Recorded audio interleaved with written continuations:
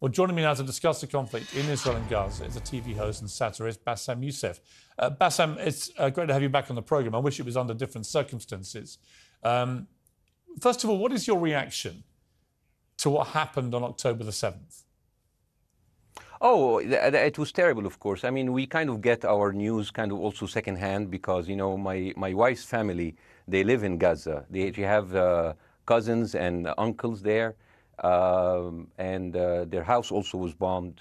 We haven't been able to communicate with them for the past 3 days. Communication are lost.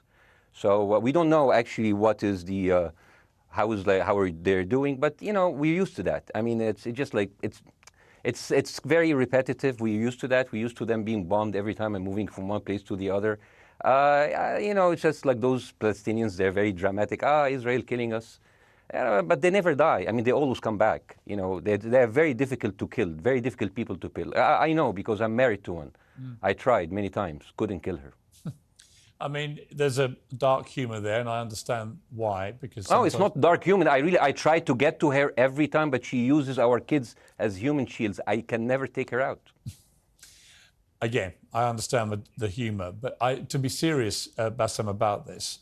Tonight, there is... I will be serious. Now, I will be serious. I was watching your interview with Ben Shapiro, and I will tell you one thing. Yeah. I think that Ben Shapiro is one of the smartest people who ever walked this earth. He's very, very smart. I follow him, and I believe everything he said. And when he came on your show, his solution was, and I quote, his solution was that the solution for this is for Israel to annex Gaza and to kill as many son of bitches as possible to make sure that this will never happen again. And anyone who called for a ceasefire will be a terrorist sympathizer. So God forbid, I don't want to be labeled as a terrorist sympathizer. So I agree with Ben Shapiro. I think we should kill as many son of bitches as possible. Well, let me, so far, but Bassem, let me... So far, 3,500 people were killed, including 5,000 son of bitches in the bombing of the Baptist hospital as we speak right now. 1/3 of those 3,500 were children. So my question to Ben Shapiro is, how many more son of bitches do we need to kill so Ben Shapiro is happy? Okay, because it changes Bassem, from 1 year. It changes from one. I'm sorry that. Listen, I'm really at a disadvantage here. I'm looking at a camera. I don't see you. I can hear you on my ears. The reason I'm interrupting so is I think you might be. I think you're conflating different interviews with Ben Shapiro. He didn't use the phrase "sons of bitches" with me. Let me play to you what he actually said on my show. He did. Go back to your interview. No, he didn't. That was another interview. But let me play what he said to me here. Well, frankly, I don't believe in proportionate response to terrorism. I believe that the way that you stop terrorism is with wildly disproportionate response. That doesn't mean in terms of targeting civilians. It means in terms of killing as many terrorists as humanly possible and allowing them to dictate the terms of engagement by hiding behind civilians in areas that they are supposedly responsible for means that the only option for Israel is to surrender to Hamas's hatred of its own citizens, its willingness to use its own children as human shields. No country worth its salt could ever do that. Now, that is substantively different to what you said he said, right? He's talking there but specifically about Hamas terrorists. I agree with him. The thing is, the question is, what is a proportionate response? Because it has been different from one tier to another. So if you look to this graph, for example, this is the death of Israeli and Palestinians, and it's changing from 1 year to year. It's like fluctuating like crypto. So my question is today, what is the going rate today for human lives? I mean, 2014 was a great year for Ben Shapiro. 88 Israelis were died, and there was 2,329 Palestinians killed on the other side. That is one Israeli for 27 Palestinians. That is a very good exchange rate. What I'm saying is, what is the exchange rate for today? So you guys will be happy. That's my question. Well, it's not me. It's not me, guys. I'm not on either side. No, not you. Like when I say you guys, I say like people on the other side of that. I know that you don't think like that, Piers. You're one of the good guys.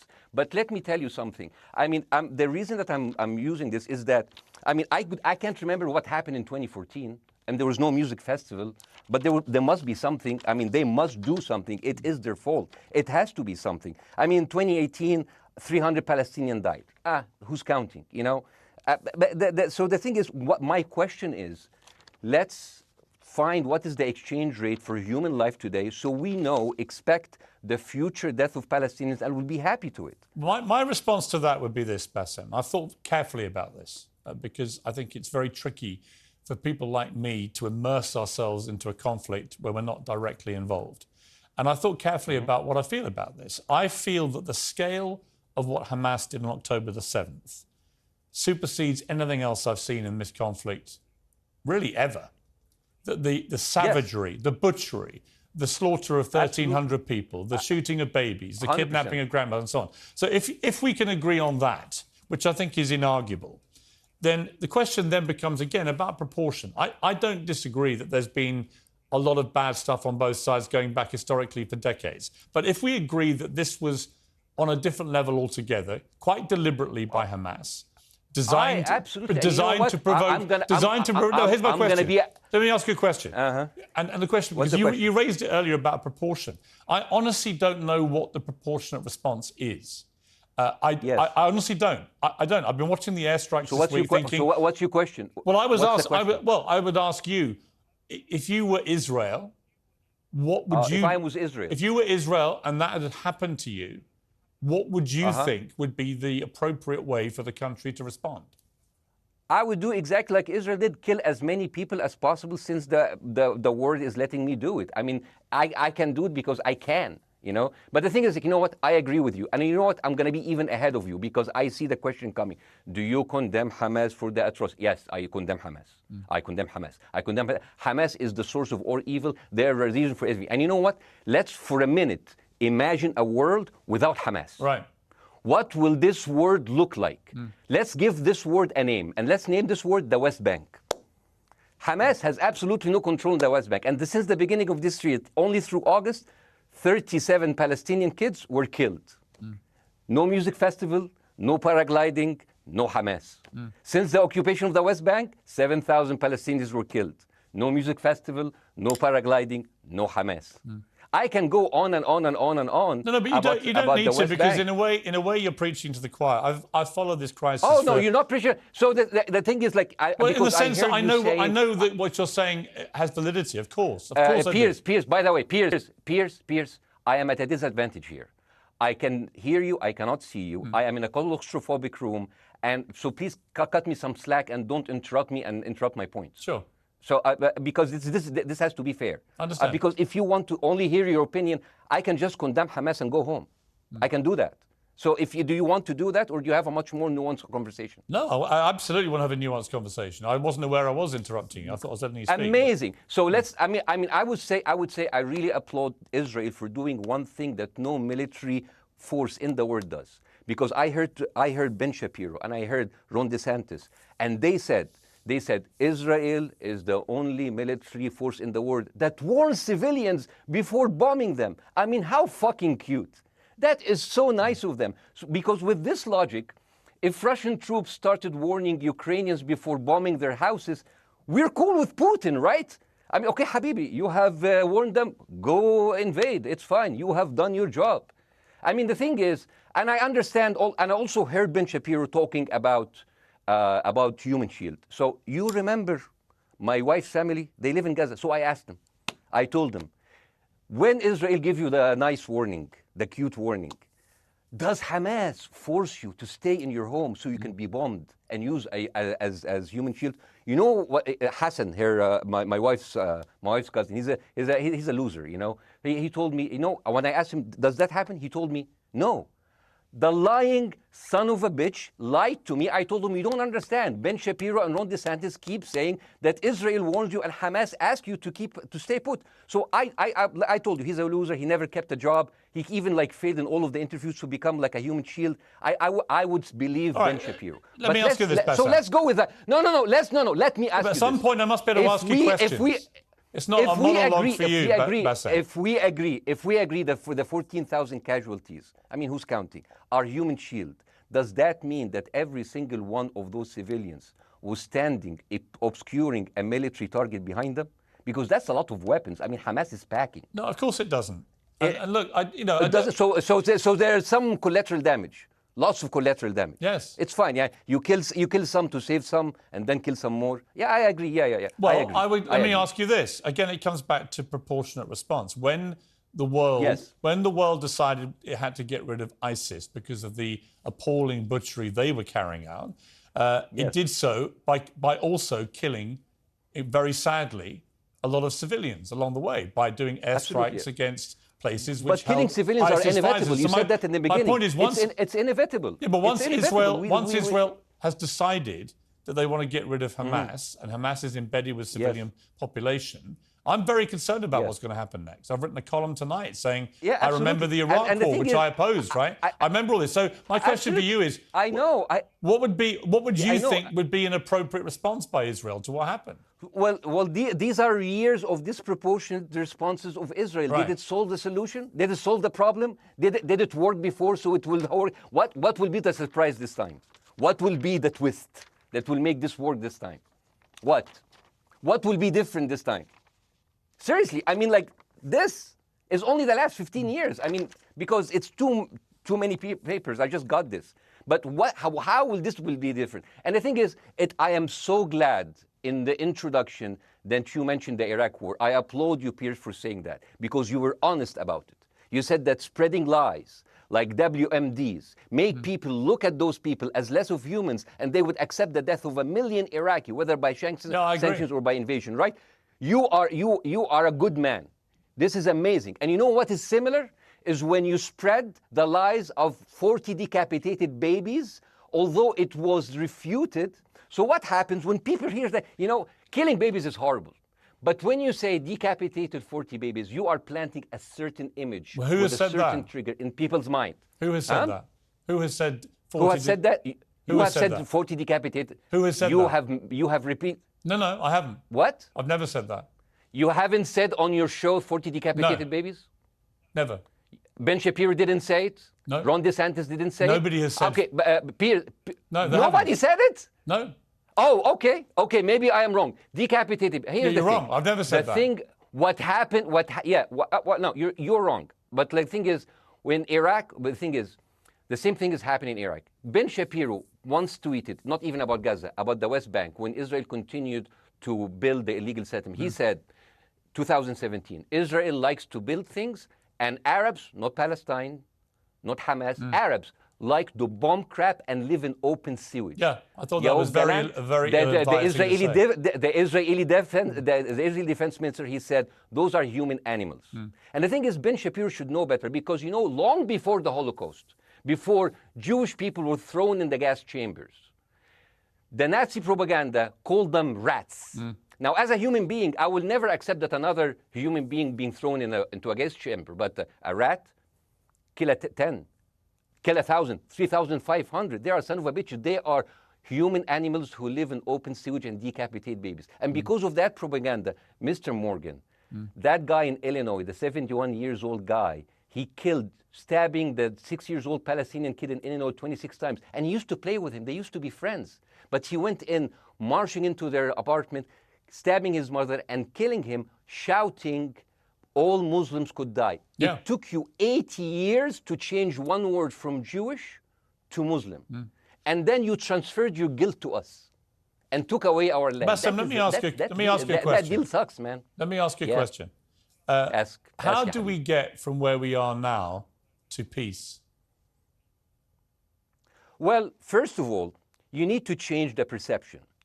Nikki Haley, the American presidential candidate, said, we are in Israel in this because it's a fight between good and evil. Now, if you already decided someone is good, he can do no evil. And if you decided someone is evil, it's good to kill them. Killing them is good. You see, and the thing is, it is not like something new. I mean, I look at history and I see, I'm sorry to say this, but Westerners has always dealt like this with indigenous people. You first treated them like savages, Native American, First Nation, Aboriginal. They're savages. Kill all the savages. And then when they're almost extinct, you start feeling sorry for them, like animals. So maybe the solution is that we kill as many Palestinians as possible, so the few of them that remains do not bother you. And maybe Netanyahu, when he lives for another 100 years, he'll become a tree hugger. Let me just challenge you on this. And he will campaign for preserving the three Palestinians. You keep talking about Westerners like me. Okay, so let me return the favor, okay? Hamas is dedicated to the complete eradication of Jewish people. I am not the spokesman for Hamas. I'm not saying you are. Why do you keep... I'm not saying you are. I'm not their spokesman. You're talking to me. I fucking hate them. Bassem, Fuck Hamas. You are Hamas. No, are no, you happy? You're missing my point. You're talking in a generalized way about people in the West who always talk about Arabs as savages. I don't. No. I'm talking about America. About I actually led the campaign. I led the media campaign in this country against the Iraq War. Okay, so I don't see. I don't see people in the Middle East as savages. You are one of the good ones. But what I would say is, I'm not talking about you. You're great. No, it's not about me being amazing. great. We love you. It's about the way Hamas behaved on October the 7th was like savages, like a pack of savages. It was the worst atrocity against Jewish people since the Holocaust. There has to be, of course, there has to be a response. They should be eradicated. My question for you is, notwithstanding the history, Bassem, what is the proportionate response? But I don't know. But there's no Hamas in the West Bank, and they're still dying there. So what's your excuse? I don't have any excuse. Okay, what's your explanation? Sorry, my earpiece went down. Listen, I don't make any pretense that this hasn't been a massive problem between Palestine and Israel going back to the mid-40s. We all know this, right? Piers, listen.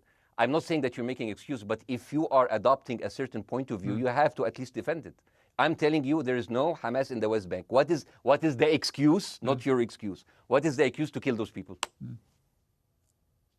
Well, listen, this question of proportionality is one that... No, answer my question. I've been answering your question. You answer mine. It's actually not my job to answer your questions. It's not. Okay, not your job. Not. I agree with you. I'm more interested in you, who has family in Gaza, who's an Egyptian in the Middle East, right? I'm more interested in what you have to say. Okay, I'm telling you. I think Hamas is the problem, okay? Right. Now, let's say Hamas is removed. Let's Hamas. I'm agreeing with everything. You want me to condemn Hamas? I will condemn Hamas, Hummus, Hassan, everybody. Guys, so wait. I can't hear you. The earpiece. Damn. Okay. Oops. Okay. Yeah. Okay. I do need help. I think. Okay. Just go back. Is he there? You go back. Can you hear me? Okay, go. Thank you, guys. Can you hear Bassem? Yeah, now I can hear you. Okay. So here's the thing. Can you hear? Okay. So let's say, for example, Hamas ceased to exist. Okay? Do you hear me? Yes. Yeah. Hamas ceased to exist today. Now, right now, in Palestine, in West Bank and Gaza, 20% of Palestinians go through Israeli prison system, whether imprisonment, whether interrogation, whether torture, and the rest of them, they live a life of daily loss of land, of homes, of life, and they are suffocated by this. So let me ask you something. If you are a Palestinian living into these conditions for decades, would you sympathize with your oppressor, or sympathize with the people who claim they resist them even if they are terrorists? I have made no secret that I think the conditions Palestinians have had to exist under are completely unacceptable. Yeah. I've said that for years. So the question then becomes, how do you forge peace between two warring parts of that region who, for decades, have approached peace, in my view, with mutual sledgehammers, with no actual desire to have peace? And I think it comes down in the end to great leadership. And I don't think there's great leadership. Well, hang on, let me make my point. I don't think there's great leadership on either side. Where is the Nelson Mandela figure here to come through all this hatred on both sides? Nelson Mandela? Yeah, where is that Nelson figure? Nelson Mandela actually have criticized Israel for being a horrible state. All of the South African activists have actually called Israel. My point is about how he responded to a country that was so divided. Is a template for how you get to peace, isn't it? I haven't met Nelson Mandela, so I wouldn't know. But there's a point. There's a very important point here. You know, I want to understand what is the logic of Israel carpet bombing Gaza. I mean, if there's a logic, if this will make Israel safe, I want to hear the logic.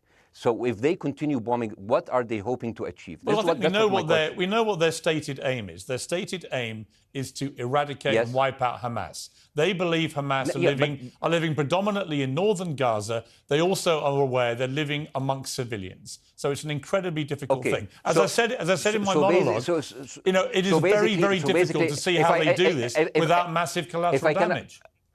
So if I can understand this correctly, basically Israel is doing this to pressure the Palestinian community in Gaza to turn against Hamas. Is that right? I'm sure that's part of it, yes.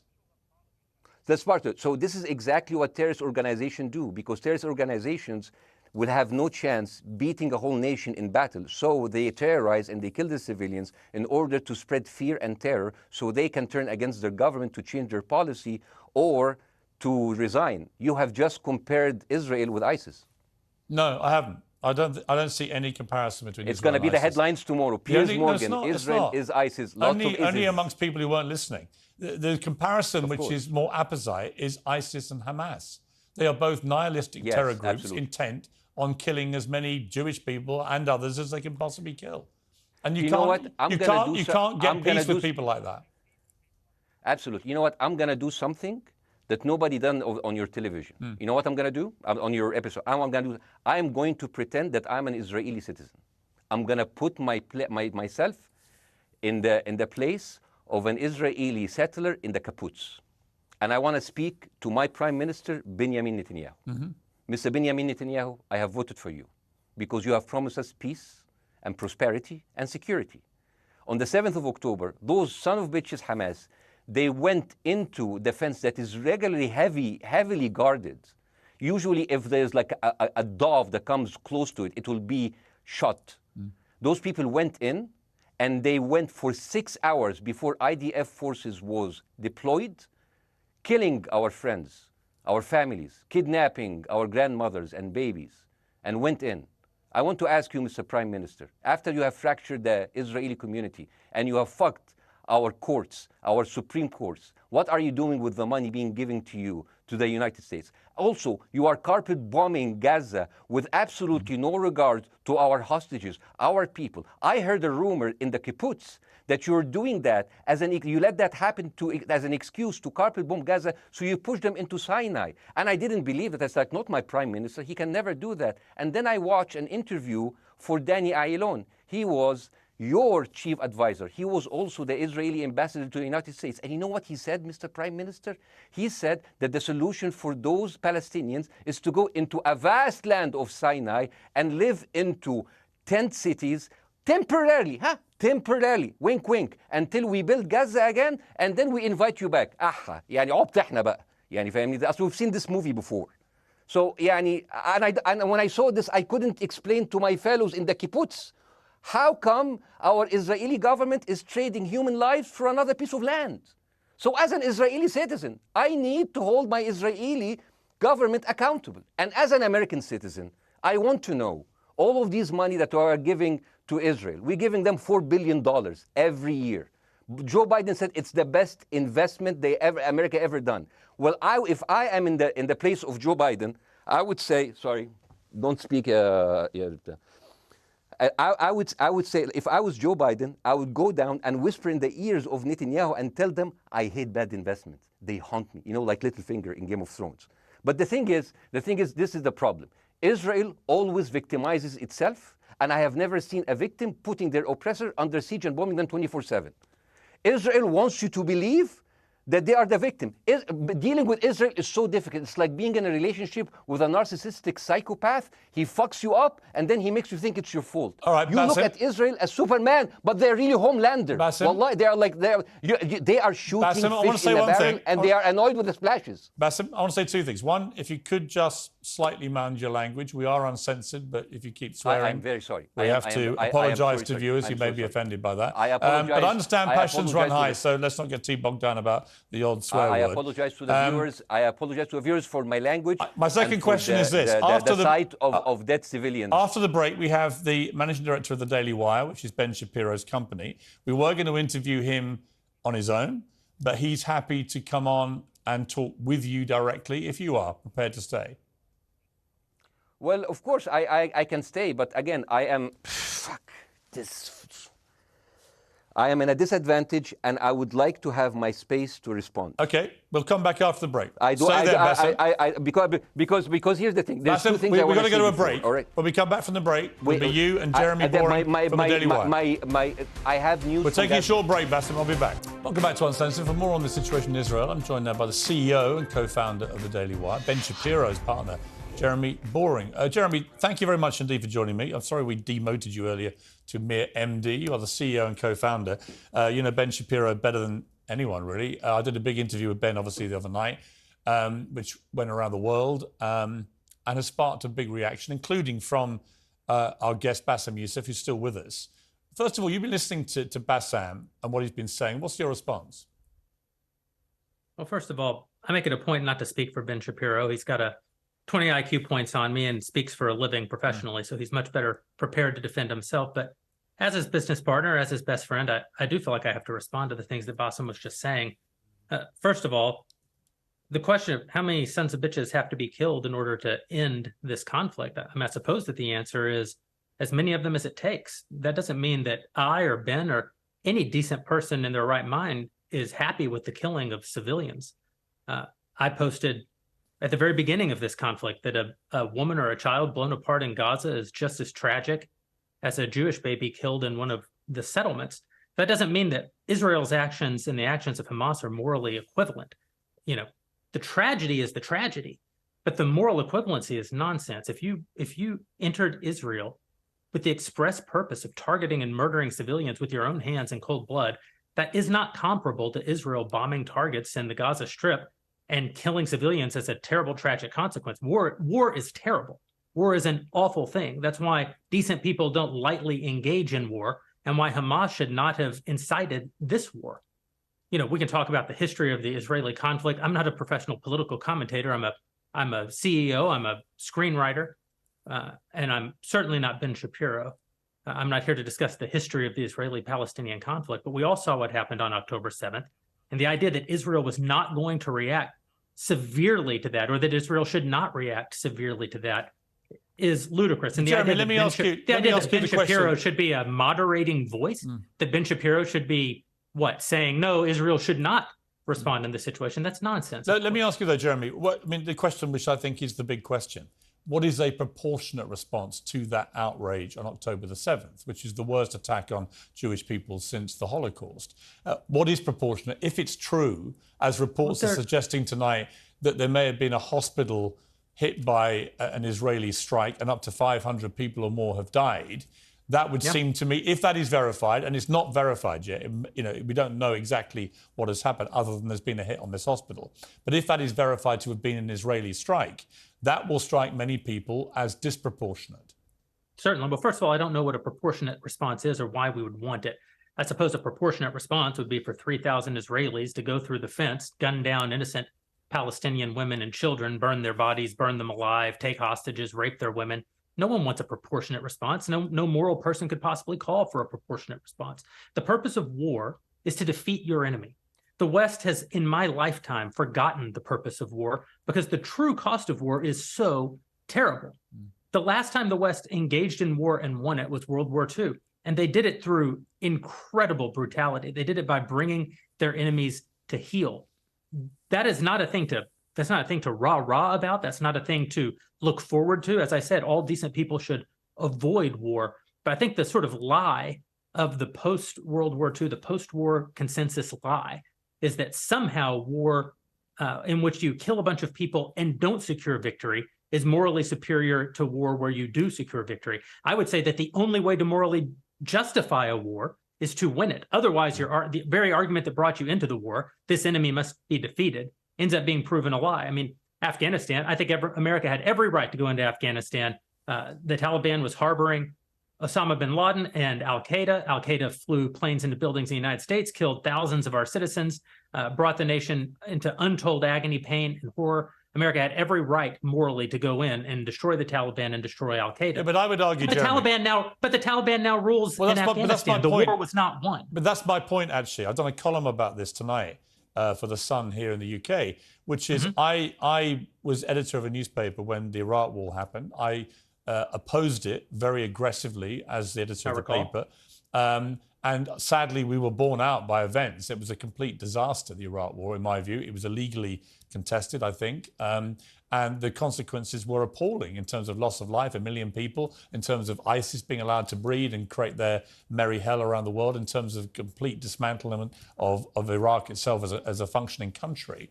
And I think Afghanistan, again, 20 years of attacking an enemy, which is now running the country again, seemed to me, again, to be kind of pointless. And I do wonder whether Israel, in its blind fury, which I completely understand, has thought through the consequences of actually launching a full air, ground and sea offensive into Gaza as to actually what happens at the end of that. Well, I suppose Israel wasn't really given the opportunity to fully contemplate what the consequences of that action might be, because Israel didn't instigate this war. This war was instigated by a horrible terrorist attack on Israel. And a state is put in a position where it has to respond. Now, one might argue that the very fact that Israel has yet to actually launch their ground invasion means that they are actually making a calculation about what the cost will be, what victory looks like. Any rational person, any decent person can engage in a conversation about what is the appropriate response for Israel. Of course they can. But this sort of moral equivalency thing, I don't think is a sign of decency to engage in a conversation about moral equivalency. Let me bring Bassem back in. You've been listening to this, Bassem. What's your response to what Jeremy's been saying? I'm sorry, I didn't catch the gentleman's name. It's Jeremy Boring. He's the chief executive of the Daily Wire and co-founder with Ben Shapiro of the Daily Wire. Hi, Jeremy. Please say hello to Ben Shapiro, and please tell him that I do think he is the smartest person to ever walk the earth. Thank you so much. So, as response to Jeremy, I agree with everything you said. I mean, what is disproportionate? I mean, he just used the examples from Second World War and America, showing that civilian casualty is, I mean, I heard his voice. He was very sad, and as he was telling us, it is so inevitable to kill so many civilians because it's something that we cannot avoid. I hear the sadness in his voice, and I know that it's a very difficult decision to kill all of these civilians because that's for a higher cause, and I understand. But my question, I have two questions. The question is, how can you justify the killing in the West Bank where Hamas does not exist? And if the disproportionate response during over all of these years have actually worked, what will be new this time that did not happen before? I just want to. That was my question. Okay, that was my question. I'm gonna. Okay. So now, if I ask the question, can I say something on my side? Well, a little bit personal? Bassem, with respect, a little bit personal. Bassem, with respect, I gave you half the show to have your side. Jeremy's had a lot less time. I'm going to have to. You move want me on. to leave? Bassem, or do you want me to stay? I'm going to have to let you go because we've been on there with you for 40 minutes. Okay. Now. Bye bye. Right? But listen, bye. I'd like to talk to you again, and thank you for joining the program. I appreciate it. Oh, by the way, my wife's family is all right, and they sent us a house. It's bombed. It's beautiful. It's going to be a good like Halloween theme. So I'm very sorry for what your family are going through in Gaza, and I mean that very sincerely. By the way, I don't know. I don't know I don't know him. By the way, I haven't actually met them. They didn't even come to my wedding. They couldn't because they are stuck in Gaza. Okay. And she never saw them because, Gaza is not a destination. Bassem, as I say, we hear their voices and it's they die. It's fine. It's fine. Bassem, I wish your family all the very best. Thank you for joining me. I appreciate it. I don't. Thank you.